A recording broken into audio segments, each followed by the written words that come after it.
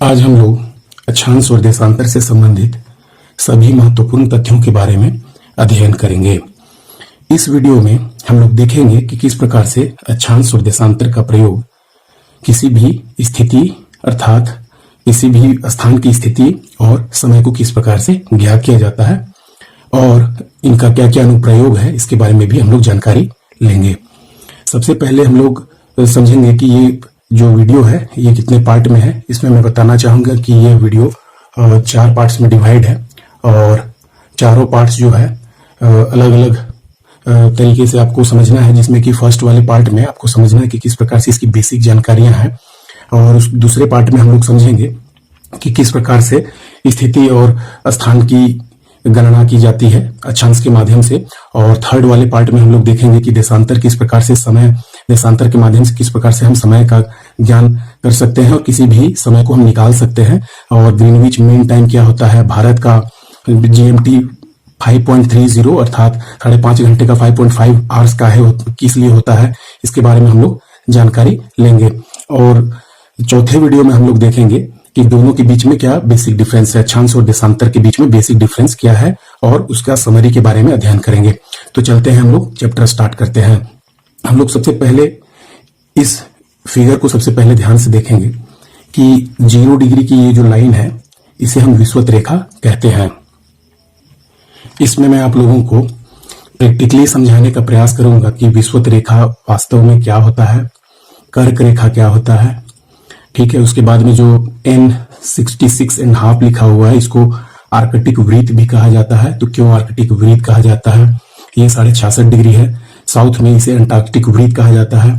तो ये सभी चीजें क्या होती है, बेसिक चीजें अगर समझ लेते हैं तो ये आप समझ लीजिए कि इस वीडियो में अक्षांश और देशांतर का प्रयोग और भूगोल का एक महत्वपूर्ण जो अध्याय है उसके माध्यम से आपको भूगोल पढ़ना बहुत ही आसान हो जाएगा। और मैं एक बात बताना चाहूंगा आप लोगों को कि भूगोल और भौतिकी अर्थात साइंस का सब्जेक्ट जितना आप कल्पना कर सकते हैं उतना ही बेहतरीन तरीके से आप तथ्यों को समझ पाते हैं। अगर आप कल्पना नहीं कर पाते हैं तो इसका मतलब है कि आप उन तथ्यों को समझने में थोड़ी दिक्कत होगी आप लोगों को। तो आइए मैं प्रैक्टिकल आप लोगों को समझाने का प्रयास करता हूं। सबसे पहले मैं समझाता हूं कि विषुवत रेखा आखिर क्या होता है। जैसे देखिए, इसको समझने से पहले एक और मैं महत्वपूर्ण चीज बताना चाहता हूं आप लोगों को, वो ये है कि इस फिगर को ध्यान से देखिए। इस फिगर को अगर किसी फर्श पर अगर बनाते हैं तो वो 2 डायमेंशनल कहलाएगा। बेसिक चीजों को बहुत ध्यान से समझिए। या अगर इसको आप किसी फर्श पर या जैसे ये कागज में बना हुआ है तो ये फिगर जो है ये 2D में है, 2 डायमेंशन है, अर्थात इसमें एक लंबाई है और एक चौड़ाई, एक लंबाई एक चौड़ाई माना जा सकता है। लेकिन अगर मान लीजिए यही अगर 3 डायमेंशनल अगर हो जाए तो क्या होगा कि ये आयतन कंटेन कर सकता है। तो सबसे महत्वपूर्ण चीज जो आपको ध्यान देना है वो क्या देना है, वो आप ध्यान से समझिए कि अगर मान के चलिए हम ग्लोब की अगर बात कर रहे हैं, जैसे इसमें देखिए आप ग्लोब के बारे में समझना चाह रहे हैं, तो ग्लोब को समझने में क्या है कि आपको ध्यान देना है कि ग्लोब आपका 3 डायमेंशनल है। और 3D और 2D को आप डिफरेंशिएट कैसे कर सकते हैं, इसको समझने के लिए आप क्या करेंगे, खूब ध्यान से समझिए कि अगर 2 डायमेंशनल है तो उसमें अगर मान के चलिए कहीं पर भी आप ड्रॉ किए और उसमें अगर आप कोई भी लिक्विड आप डालने का प्रयास करिए, लिक्विड उसमें से फ्लो करके बाहर हो जाता है तो आप समझ लीजिए कि वो 2 डायमेंशनल है। अगर वो लिक्विड अगर कंटेन कर लेता है तो समझिए वो 3 डायमेंशनल है। जैसे मान के चलिए, जैसे मैं एक एग्जांपल यहाँ पे समझाता हूं। जैसे आपने घर का कोई भी सामान आप उठा लीजिए जिसको आप फिजिकली टच कर सकते हैं, जैसे ये पेन, ये 3 डायमेंशनल है, ठीक है। इसमें देखिए कुछ मोटाई है, कोई भी चीज जिसमें कुछ मोटाई आ जाए या कुछ ऊंचाई आ जाए वो 3 डायमेंशनल होता है। तो बेसिक चीजों को आप समझिए। जब तक आप बेसिक चीजों को नहीं समझ पाएंगे तब तक आपको कोई भी नहीं समझा पाएगा। कि ज्यादातर मैं तो दावे के साथ कह सकता हूं कि 75 to 80% बच्चों को ये नहीं समझ में आ पाता है कि फिगर्स जैसे CBSE को छोड़ के हिंदी माध्यम के बच्चे नहीं समझ पाते हैं, कल्पना भी नहीं कर पाते। ये फिगर्स को अगर देखते हैं तो वो क्या समझते हैं कि ये फिगर ऐसे ही है, ये लाइन है। ऐसा वास्तव में नहीं है। अभी मैं पूरा प्रैक्टिकल में अभी बॉल के माध्यम से दिखाऊंगा कि ये लाइन नहीं है, ये एक तरह से सर्कल में मूव करता है पूरा का पूरा, ठीक है, ग्लोब में पूरा मूव करता है। अब पूरा अक्षांश भी आप समझेंगे कि अक्षांश जो है वो पैरेलल मूव करता है, समानांतर मूव करता है। उसके बाद में अब दूसरा क्या देखेंगे कि मान के चलिए जब बात होती है देशांतर की, तो देशांतर वाले में आप समझेंगे कि वो नॉर्थ पोल और साउथ पोल को मिलाती है। इसको भी बहुत अब ध्यान से मैं आप लोगों को समझा दूंगा कि किस प्रकार से जो है वो 180 डिग्री यहाँ पर होता है और किस प्रकार से आप चलते हैं, सभी चीजों को आप बहुत बेहतरीन तरीके से आप समझेंगे। केवल वीडियो में आप बने रहें और थोड़ा सा पेशेंस रखें। देखिए, आपको समझने में थोड़ा वक्त लग रहा है, लेकिन लगने के बाद आप फैक्ट्स को अगर आप समझ लेते हैं तो फिर आपको कहीं पर कोई भी ऑब्जेक्टिव रटने की आवश्यकता नहीं है। ऑब्जेक्टिव बच्चे सारी चीजें रट लेते हैं, जैसे कि इसमें रट लेंगे कि ये 90 लाइन्स होती है, ठीक है, नॉर्थ पोल 0 से लेके यहाँ तक 90 लाइन्स होती है, यहाँ पे 90 लाइन्स होती है और 0 को मिला के 181। तो ये फैक्ट्स नहीं जानते हैं, वो रट लेते हैं कि जो अक्षांश रेखाएं हैं वो 181 होती है कुल। उसके बाद में रट लेंगे कि ये 180 और ये 180, 360 टोटल देशांतर रेखाएं हुई।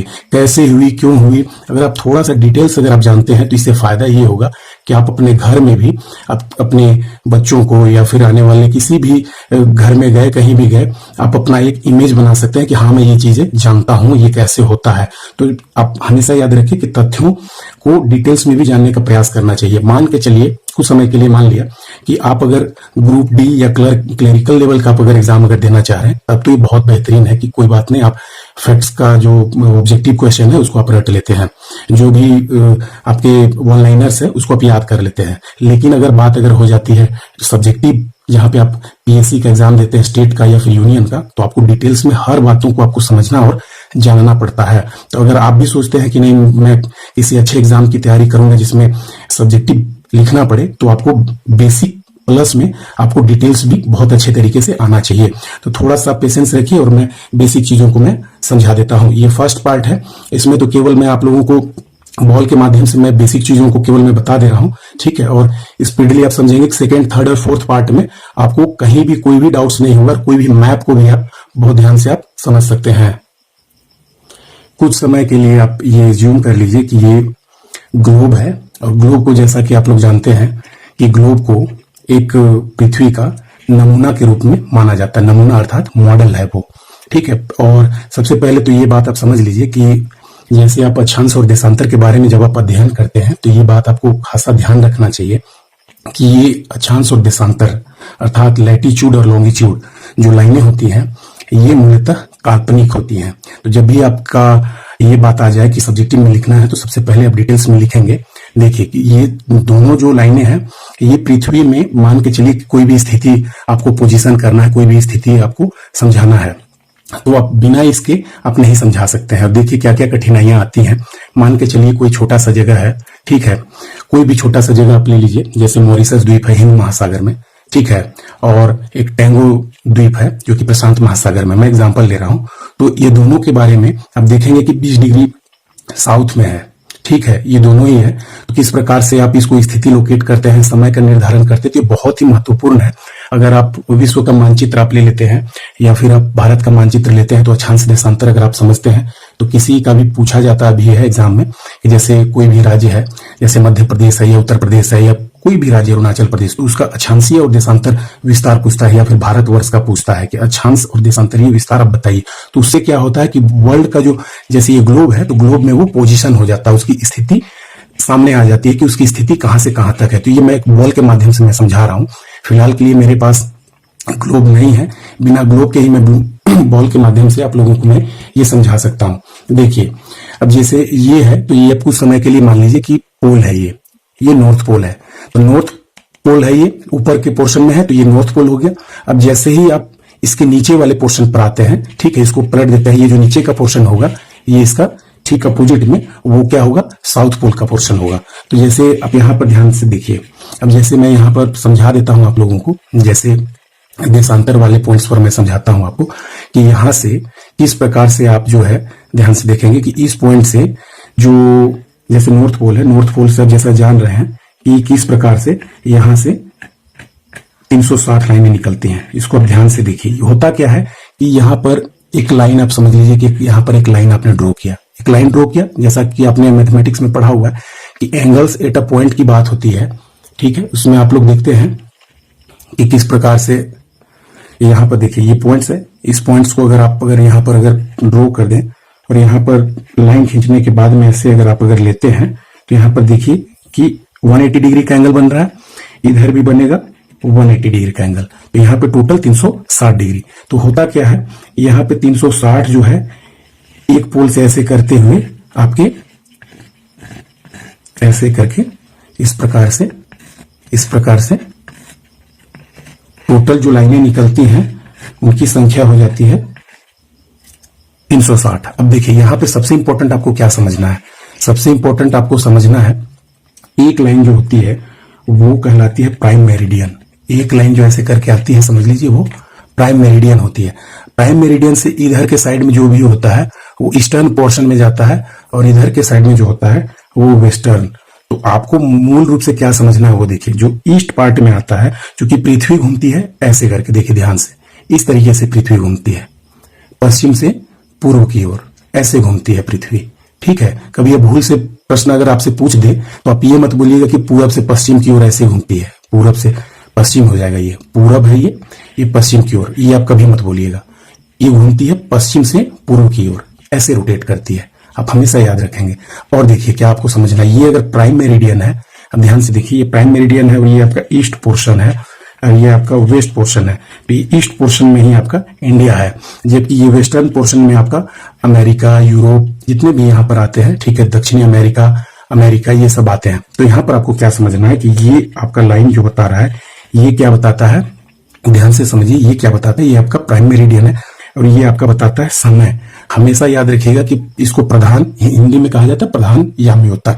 तो आप यहाँ पर ध्यान से समझिएगा कि जैसे मैं पूरा का पूरा सेकेंड, थर्ड, फोर्थ पार्ट में आप समझेंगे कि किस प्रकार से 82.5 डिग्री जो होता है, ठीक है, 82.5 डिग्री, इसको भारत का मानक समय, इसे कैसे निकाला जाता है ये भी मैं बताऊंगा। ठीक है, और ये 82.5 डिग्री क्यों आता है ये भी मैं बताऊंगा। अब यहाँ पर आ जाइए, जब आप यहाँ पर चलिएगा तो यहाँ पर आने के बाद में आपको, ठीक है, प्रधान याम्योत्तर से अर्थात प्राइम मेरिडियन से 5 घंटा अगर पीछे चले जाएंगे तो आपका अमेरिका में कोलंबिया एक जगह है, वहां का आपको स्टैंडर्ड टाइम आपको मिलेगा, जो कि अगर भारत से कंपैरिजन करें तो भारत में यहां से यहां 5.5 घंटा प्रधान याम्योत्तर तक। ठीक है, ये भी मैं समझाऊंगा। अभी बेसिक समझ लीजिए कि ये प्राइम मेरिडियन, जिसको जीएमटी भी कहते हैं, ठीक है, ग्रीनविच मीन टाइम, जीएमटी, ये जो जीएमटी होता है, जीएमटी से यहाँ पे भारत का टाइम 5.30 अर्थात 5.5, 5.5 घंटा आप मान लेंगे। अभी फिलहाल सब चीज को आप एज्यूम करके चलिए, सारी चीजें मैं डिटेल्स में बताऊंगा।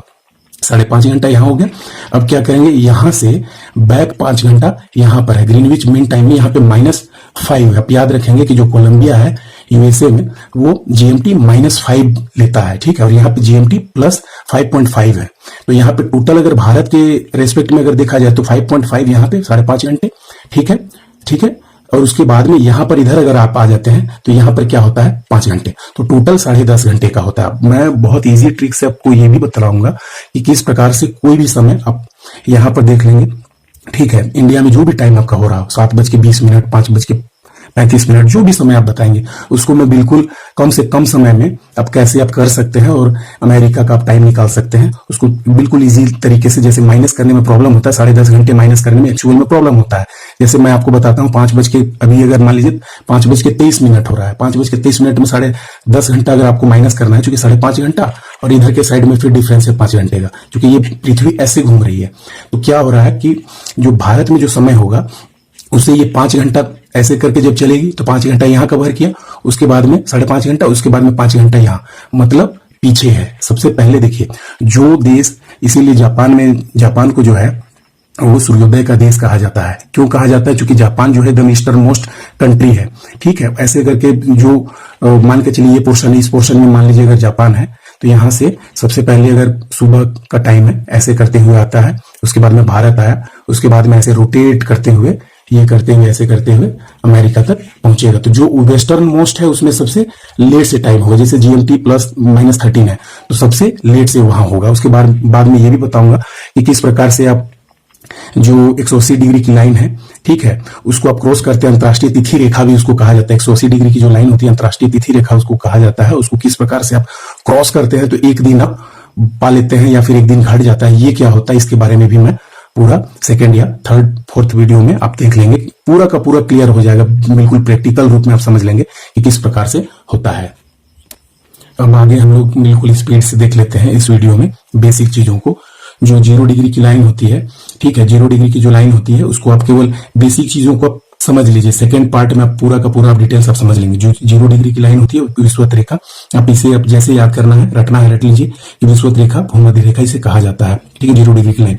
उसके बाद में जब आप नॉर्दर्न पोर्शन में आप पहुंच गए 23.5 डिग्री, तो आपको कर्क रेखा आपको याद कर लेना है कि नॉर्थ डायरेक्शन में कर्क रेखा 23.5 डिग्री को माना गया है। उसके बाद में जब आप 66.5 डिग्री आते हैं तो उसको आप आर्कटिक वृत्त मानते हैं, और जो साउथ में है यही 66.5 डिग्री, उसको अंटार्कटिक वृत्त मानते हैं। उसके बाद में 23.5 डिग्री जो साउथर्न पोर्शन में है उसको हम मकर रेखा मानते हैं। इतनी चीजों को आप केवल आप याद कर लीजिए।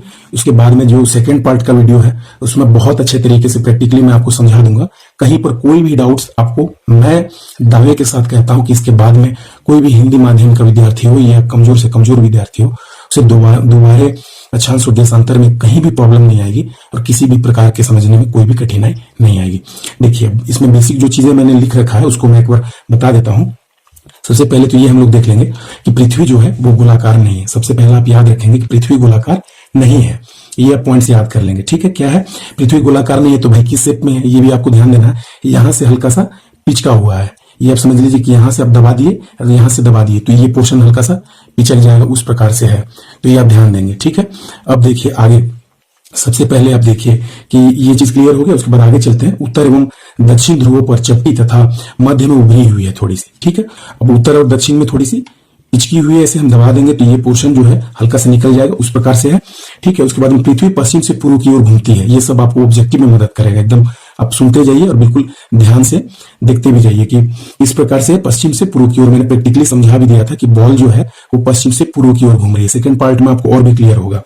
पृथ्वी पश्चिम से पूर्व की ओर घूमती है। ग्लोब पर देशों, महाद्वीपों तथा महासागरों को उनके सही आकार में दिखाया जाता है। देखिए ग्लोब जो है वो पृथ्वी का एक नमूना है। पृथ्वी वास्तव में बहुत बड़े साइज में है, उसको आप कैसे अध्ययन कर पाएंगे? अगर मान के चलिए आप उसको अक्षांश और देशांतर के माध्यम से आप समझेंगे कि किसी, आप जीपीएस का नाम सुने होंगे, जीपीएस से आप किसी भी स्थान को लोकेट कर देते हैं। आप गूगल मैप का नाम सुने होंगे, अक्षांश और देशांतर के माध्यम से ही जो भौगोलिक निर्देशांक कहा जाता है, जियोग्राफिकल कोऑर्डिनेट्स कहा जाता है, उसके माध्यम से जीपीएस से आप किसी भी स्थान को आप जान लेते हैं मोबाइल के थ्रू। तो ये जियोग्राफिकल कोऑर्डिनेट्स का देन है, आप मान सकते हैं। तो आगे मैं बताता हूं कि ग्लोब में एक सुई झुकी हुई अवस्था में होती है जिसे अक्ष कहा जाता है। ये वास्तव में देखिएगा तो पृथ्वी क्या है, अपने अक्ष से झुकी हुई अवस्था में है। कितना डिग्री? 23.5 डिग्री। आप याद रखेंगे 23.5 डिग्री जो है वो झुकी हुई अवस्था में है। अब आगे आप देखिए कि विषुवत वृत्त भूमध्य रेखा पृथ्वी को 2 बराबर हिस्सों में बांटती है। ये जो है इसको भी मैं समझाऊंगा कि ये जो बीचों बीच है ये उत्तरी गोलार्ध और दक्षिणी गोलार्ध में बांटती है। ये आप केवल विकल्प के दृष्टिकोण से आप याद रखेंगे, एमसीक्यू में पूछा जा सकता है। ठीक है, उसके बाद में विषुवत वृत्त के उत्तर के सभी समानांतर रेखाओं को उत्तरी अक्षांश कहा जाता है। अगर मान लीजिए ये है, यहां से जितने भी पैरेलल लाइंस होंगे उसको आप केवल याद कर लीजिए, प्रैक्टिकल आपको समझना है सेकंड वीडियो में। ठीक है, उत्तरी अक्षांश कहेंगे जितना भी जीरो से उधर के साइड में होगा उत्तरी अक्षांश, और इधर के साइड में होगा वो दक्षिणी अक्षांश कहलाएगा। और ये अगर पोर्शन अगर देखें तो ये उत्तरी गोलार्ध और ये दक्षिणी गोलार्ध कहलाएगा। ठीक है, उसके बाद में चलते हैं आगे कि विषुवत वृत्त के दक्षिणी में स्थित सभी समानांतर रेखाओं को दक्षिणी अक्षांश कहा जाता है। ये तो क्लियर हो गया। अब उदाहरण में देखिए, एक मैं समझाता हूं उदाहरण के थ्रू, आप समझिए कि उत्तरी अक्षांश तथा विषुवत वृत्त के दक्षिण में स्थित सभी रेखाओं को दक्षिणी अक्षांश कहते हैं। इसी पर एक एग्जांपल मैं देता हूं कि मान लीजिए महाराष्ट्र में एक चंद्रपुर एवं ब्राजील में दक्षिण अमेरिका में एक जगह है, उसका नाम है बेलो होरिजोंटो। ये नाम है, नाम थोड़ा सा अजीब, बाहर का विदेश का नाम है तो थोड़ा अजीब रहता ही है। महाराष्ट्र में एक जगह है जिसको नाम है, जिसका नाम है चंद्रपुर, और एक ब्राजील अर्थात दक्षिण अमेरिका महाद्वीप में एक जगह है उसका नाम है बेलो होरिजोंटे। ये नाम है, दोनों एक ही अंश 20 अंश पर है।